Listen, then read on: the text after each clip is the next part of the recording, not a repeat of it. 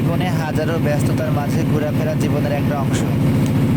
ঘুরলে মনের আনন্দ আসে, মনে প্রশান্তি আসে, অনেক দুঃখ কষ্ট চলে যায়, এটা আমার কাছে মনে হয়। আসসালামু আলাইকুম, সবাই কেমন আছেন? আশা করি ভালো আছেন। এবার আমার ট্যুর ছিল সিলেট সুনামগঞ্জ। ছিল বললে ভুল হবে, হচ্ছে। গতকালকে বের হয়েছি রাজশাহী থেকে। দীর্ঘ 19 ঘন্টা জার্নির পরে সুনামগঞ্জে এসে পৌঁছালাম। সিলেটে স্টেশন থেকে নামার পরে আমরা বাসে করে চলে আসছি সুনামগঞ্জে টাঙ্গুয়ার হাওরে। তো এই যে দেখেন, এটা হচ্ছে আমাদের বোট ছিল। এখানে অনেক সুন্দর ডেকোরেশন করেছে, একটা দোলনা ছিল। তো আমরা আসার পরে আমাদেরকে ওয়েলকাম ড্রিঙ্কস দিয়ে বরণ করে নিয়েছে। তারপর আমরা আমাদের রুমগুলো বুঝে নিচ্ছিলাম। এই বোটে টোটাল আমরা 18 জন থাকবো, 6টা রুম। আপনাদের একটু রুমগুলো শেয়ার করছি। দেখেন, অনেক সুন্দর ডেকোরেশন, এগুলো দেখলে মনই এমনিতেই ভরে যায়। এই হচ্ছে সুনামগঞ্জ, আমরা ঘুরতে এসেছি সুনামগঞ্জের হাওরে। রুমের ডেকোরেশনটা দেখেন, আসলেও সুন্দর। এরকম জায়গায় নদীর উপরে মনে হয় অন্য জগতে চলে এসেছি। জীবনের কর্মব্যস্ততার মাঝেও আনন্দটুকু খুঁজে নিতে হয়, সেই উদ্দেশ্যে চলে এসেছি নিজেকে সময় দেওয়ার জন্য,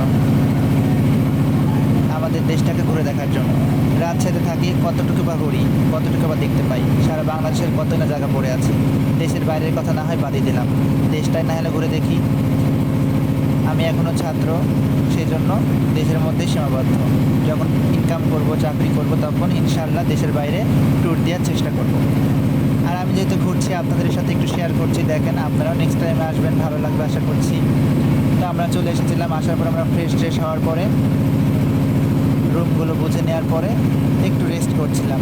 রেস্ট করার পরে আমাদের কাছে চলে আসলো যে আপনারা ছাদে চলে আসেন, সেখানে হচ্ছে সকালে নাস্তা দেওয়া হয়েছে। আপনাদের তো বলাই হয়নি, আমি বললে ভুল হবে। আমরা 8:30টার মধ্যে এখানে পৌঁছে গেছি। আমি এখন ছাদে চলে যাচ্ছি।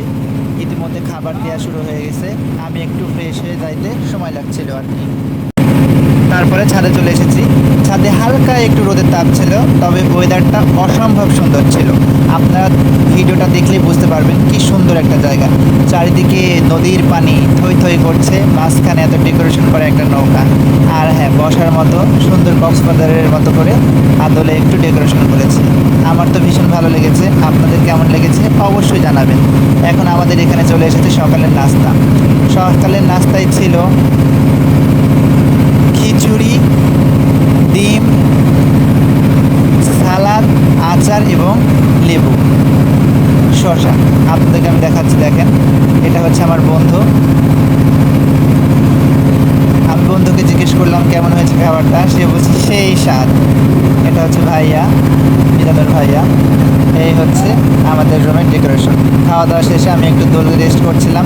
আর হ্যাঁ, এখানে কিন্তু গানের আসর বসেছিল, আপনাদের সাথে শেয়ার করছি। এর মধ্যে আমাদের চা চলে এসেছে, চায়ের আড্ডার সাথে গান মজে গেছে। বাকিটা পরে শেয়ার করব। সবাই ভালো থাকবেন, আল্লাহ হাফেজ।